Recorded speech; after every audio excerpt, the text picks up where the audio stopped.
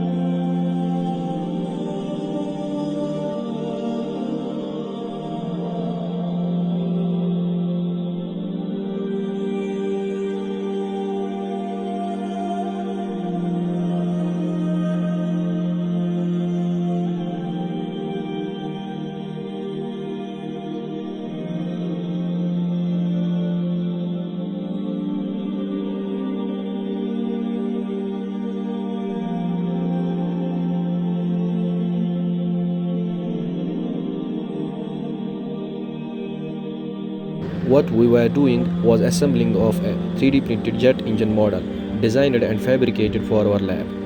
From digital design to final assembly, every part was brought to life through 3D printing. Models like this are useful for engineering education, research, demonstration, and rapid prototyping. Most importantly, they make learning fun and interactive. If you have a design or want to turn your idea into a real 3D printed model, connect with Seed IOST Foundation Avantipura. Hope you like this video. Thank you so much.